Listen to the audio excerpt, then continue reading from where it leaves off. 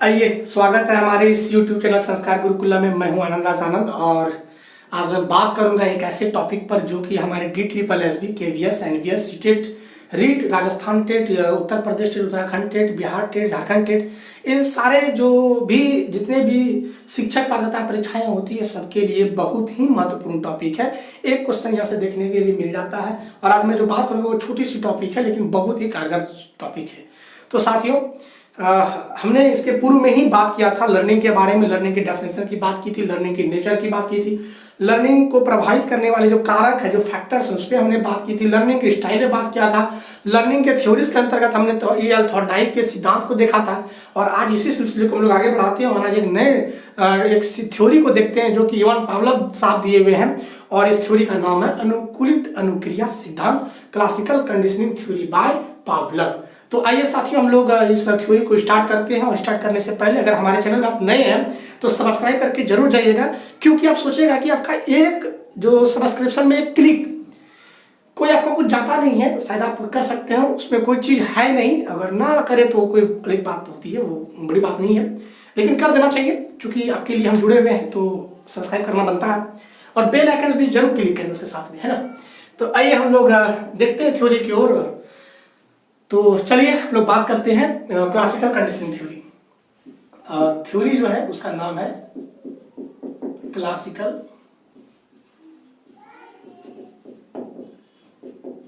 Conditioning theory, अनुकूलित अनुक्रिया सिद्धांत।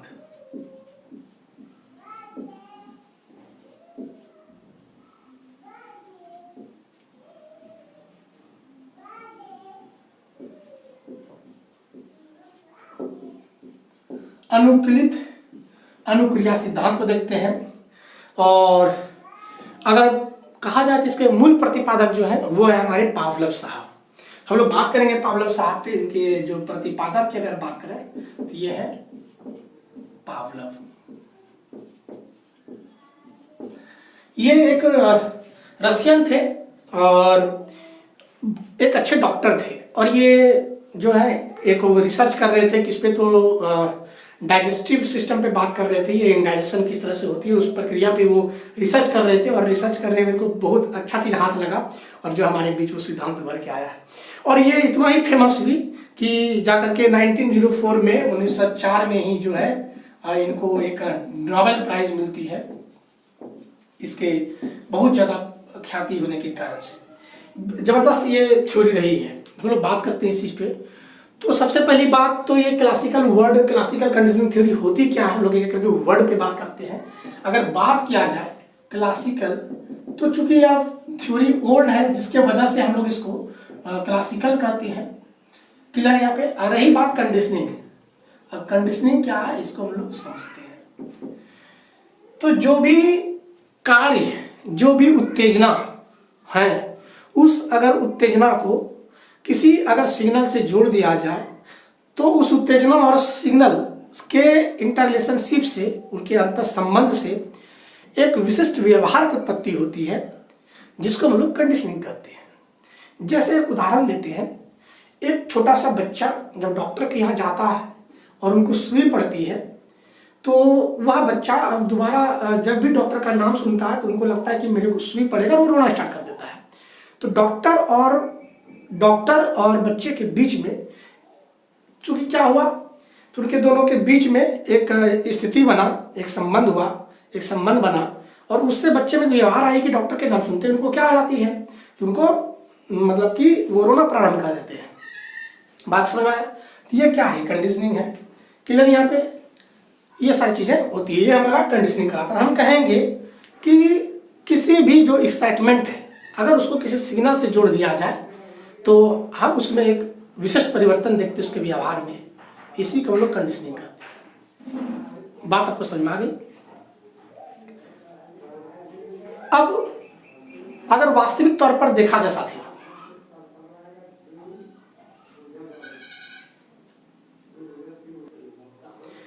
आइए देखते हैं, कुछ डिस्टर्बेंस आ जाती है चीजों को लेके। आइए, हमने बात किया कंडीशनिंग, तो जो भी एक्साइटमेंट में अगर सिग्नल से जोड़ दिया जाए तो उससे परिवर्तन आती है और इसका बहुत बड़ा यूज़ हम लोग एजुकेशन सेक्टर में कर सकते हैं।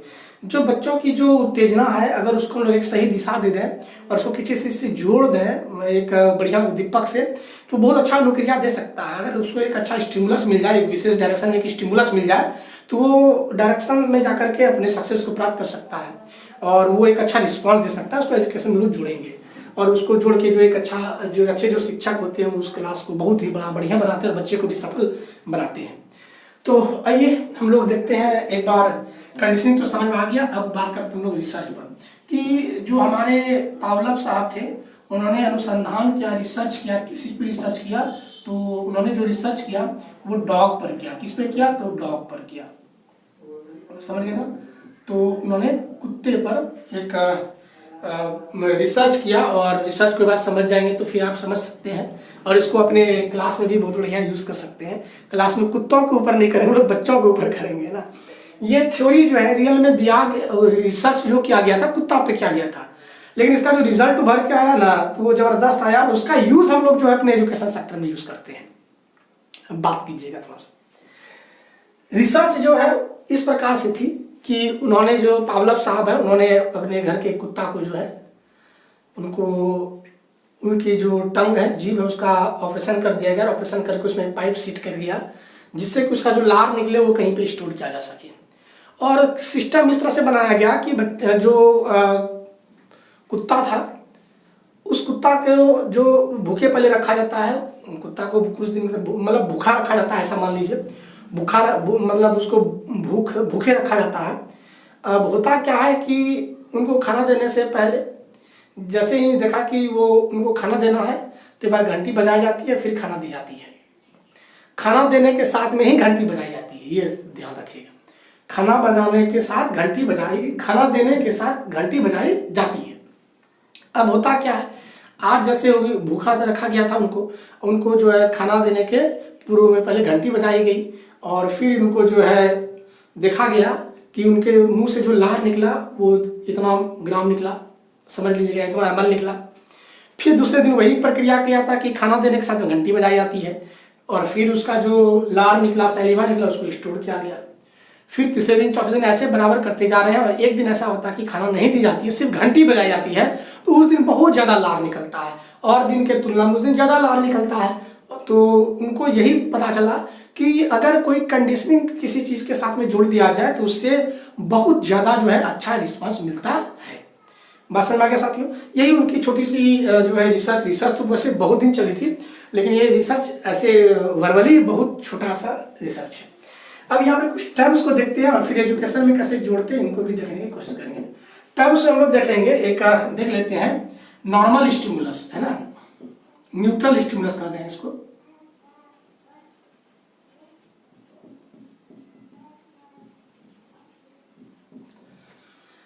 मतलब साधारण रूप से जो स्टिमुलस है, जो उद्दीपक है, उसको हम लोग कहते हैं साधारण उद्दीपक। साधारण जो है उद्दीपक कहेंगे उसको। जैसे घंटी का बजना हम भी सुनते हैं, हम लोग का ध्यान एकाग्र हो जाता है उस जगह पर। तो ये नॉर्मली हो रहा है, ये न्यूट्रल है, कोई इसमें से हम लोगों के ऊपर में कोई लर्निंग नहीं हो पा रही है, समझ नहीं पा रहे हैं ना। यहाँ पे घंटी बजने के कारण से हमारे अंदर में कुछ आती है, जैसे कि कंसंट्रेशन आ गया। हम लोग रात में सोए हुए हैं, एकाएक बहुत बड़ी आवाज़ होती है तो हम लोग उठ बैठते हैं, ये क्या है? न्यूट्रल स्टिमुलस है। अब आगे एक पॉइंट और देखते हैं, हम लोग देखेंगे अनकंडीशनल, है ना, UCS, है ना, UCS को शॉर्ट में से लिखिए, UCS, अनकंडीशनल स्टिमुलस।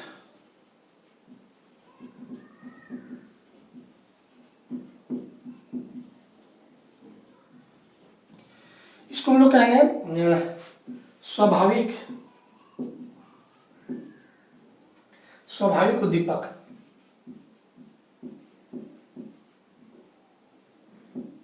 स्वाभाविक उद्दीपक क्या होता है, हम लोग इस पर बात करते हैं। अब देखिएगा कि विशेष करके महिलाएं, थोड़ा सा कमेंट एक जो लड़कियां होती, जो महिलाएं होती है, आप देखेंगे कि बहुत खाई पी रहेंगी, लेकिन जब देखेंगे बगल में गुचपुच मिल रहा है, गुचपुच, है ना, पानी पूरी, तो उनको मुंह में पानी आ जाता है। और कितना भी खाई रहेगी, बोलेगी घर पे अगर खाना कि आपने बोला नहीं मेरे को नहीं खाना है क्योंकि मेरा पेट भरा हुआ है। लेकिन जैसे ही वह गुचपुच वाले ठेले की दुकान के पास पहुंचता है तो फिर उनकी बात ही कुछ निराली होती है। फिर वहाँ पे भी जो है 20-25 तो खा ही जाएंगी, है ना।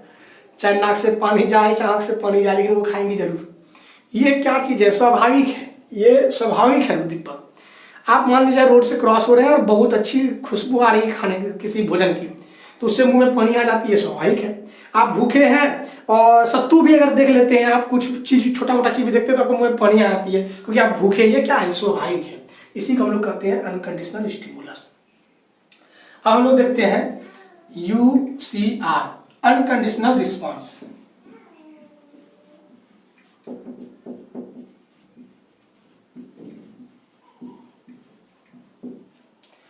इसको कहते हैं हम लोग स्वाभाविक अनुक्रिया।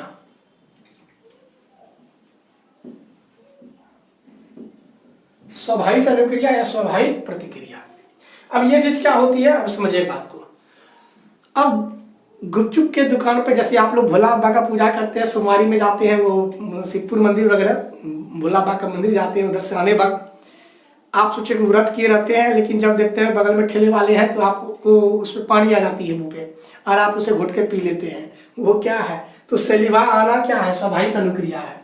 आपने देखा घुटपुच किया इस सेंट और उसने उसके बदले में आपको क्या मिला, पानी, जीभ का। तो ये क्या है, मतलब जीभ में सलीवा का आना, या फिर जिसको कहते हैं आप लोग हिंदी में क्या कहते हैं, रस, है ना, वो सलीवी ग्लैंड्स, है ना, वो आने के वजह से जो है आपके मुंह में जो पानी आती है, लार जिसको कहते हैं, तो लार आती है। वो लार क्या है, तो ये अनकंडीशनल रिस्पॉन्स है। अनकंडीशनल स्टिमुलस क्या है, तो गुचपुच की सेंट या गुचपुच या अच्छे भोजन की सेंट, वो क्या है, स्टिमुलस है। कैसा, तो अनकंडीशनल स्टिमुलस है। लेकिन अगर उसके बदले में आपको क्या मिलता है, आपको मुंह में पानी आती है, क्या आती है, अनकंडीशनल रिस्पॉन्स है। ये आपको समझ में आ गई होगी। अब दूसरा चीज देखते हैं हम लोग, कंडीशनल स्टिमुलस, CS। क्या देखेंगे हम लोग, कंडीशनल स्टिमुलस। अब ये कंडीशनल स्टिमुलस क्या होता है,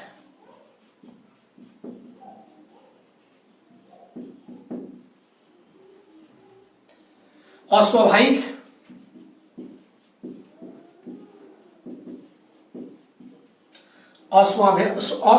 उद्दीपक। नाम थोड़ा सा उल्टा लगेगा, स्वाभाविक और अस्वाभाविक, लेकिन यही चीज है।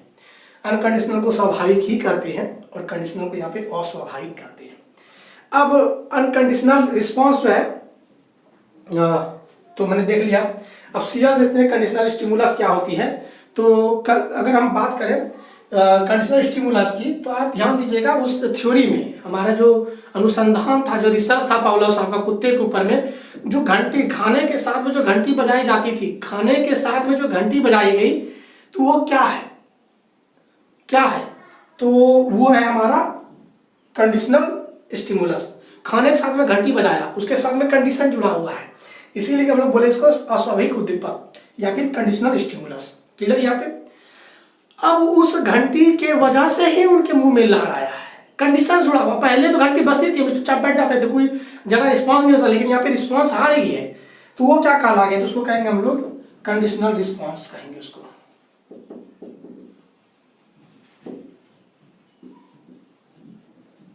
अस्वाभाविक अनुक्रिया या प्रतिक्रिया क्या होता है। अब देखिए कि घंटी बजी और उसके मुंह से बहुत ज्यादा लार आ गया, तो ये क्या है, कंडीशनल रिस्पॉन्स है।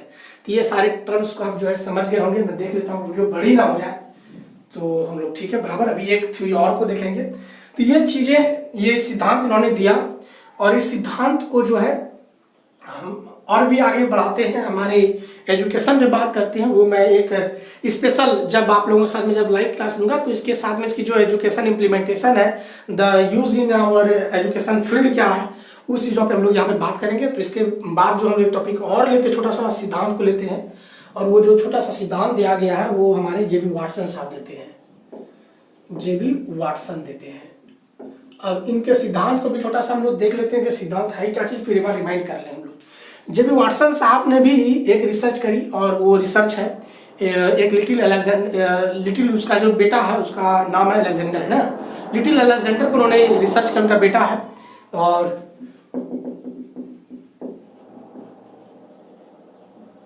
लिटिल अलेक्जेंडर पर किया गया।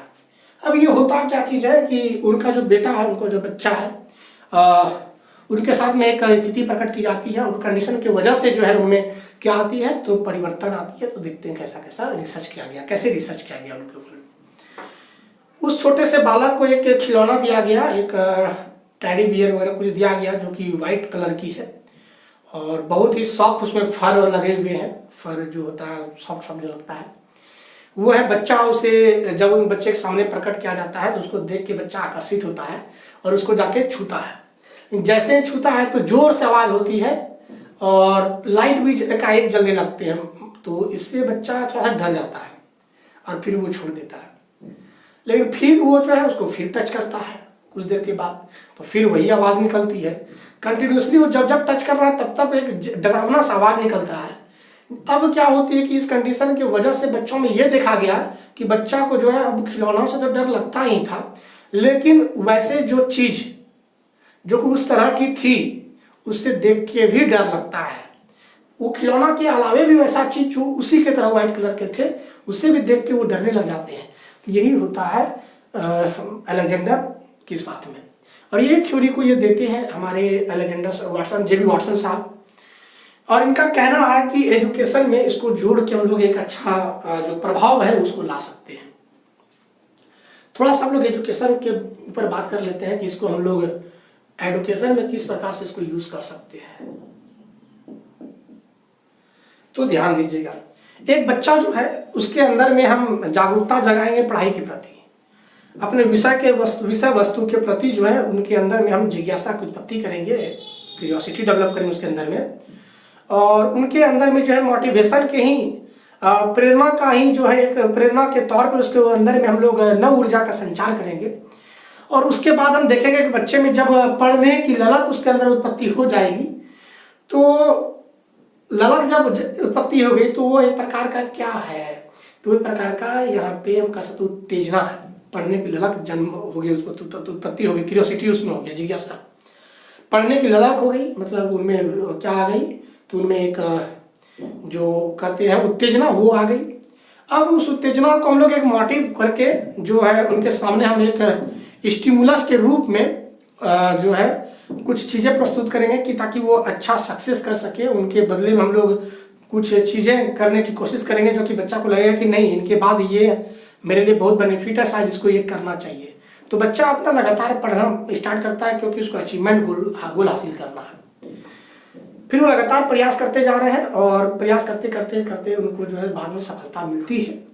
और ये एजुकेशन इम्प्लीमेंटेशन यही कहता है कि हम अगर इस थ्योरी को अगर उसके साथ में अगर कंडीशंस जोड़ दिया जाए, कंडीशन तो जोड़े ही ना, हमने मोटिवेट किया और उसके लक्ष्य को साथ दिया कि अगर तुम ये करते हो तो तुमको ये मिल जाएगा। अगर तुम पढ़ लिख के अगर एक DTPLSB में नौकरी कर लोगे, दिल्ली सबऑर्डिनेट सर्विस तो PRT टीचर 50,000 की वैकेंसी मिलेगी, 50,000 रुपया की आपकी सैलरी होगी। अब उसको लगता है कि 50,000 सैलरी मिलेगा, पढ़ना चाहिए मेरे को, अब वो पढ़ रहा है। तो कंडीशन जोड़ दिया ना, तो ये क्या है, ये हमारा है क्लासिकल कंडीशनिंग थ्योरी। इसका एजुकेशन में बहुत बड़ा रोल होता है और एक अच्छे टीचर को ये चीज़ करना चाहिए। तो आइए हम लोग छोटे छोटे ही चीज़ों को लेके जोड़ते हैं और फिर हम लोग और भी चीज़ों को देखेंगे। हम लोग गुथरी का सिद्धांत को देखेंगे, हल के सिद्धांत को देखेंगे, स्किनर को देखेंगे। हम लोग ऑपरेंट कंडीशनिंग जो स्किनर के द्वारा दिया गया है, कबूतर पे उन्होंने कबूतर पे और चूहा पे उन्होंने जो है खोज की है। तो हम लोग अगले एपिसोड में देखेंगे द ऑपरेंट कंडीशनिंग, है ना, वो देखेंगे हम लोग। शास्त्रीय अनुबंधन जिसको कहते हैं आप लोग, वो देखने की कोशिश करेंगे। मतलब जो भी चीज़ होती है और भी चीज़ों को हम लोग उसमें अगले वीडियोस में लेके आएंगे। तो हमारे साथ आप इसी तरह से बने रहेंगे। अगर हमारे चैनल में आप नए हैं तो चैनल को सब्सक्राइब जरूर करेंगे। तो चलिए साथियों, इस चीज़ को हम लोग यहीं पे रखते हैं और फिर हम लोग मिलते हैं अगले एपिसोड पर अगले वीडियोज़ को लेके। तो हमारे साथ इस तरह से बने रहेंगे आप। जय हिंद, जय भारत, जय गुरुदेव।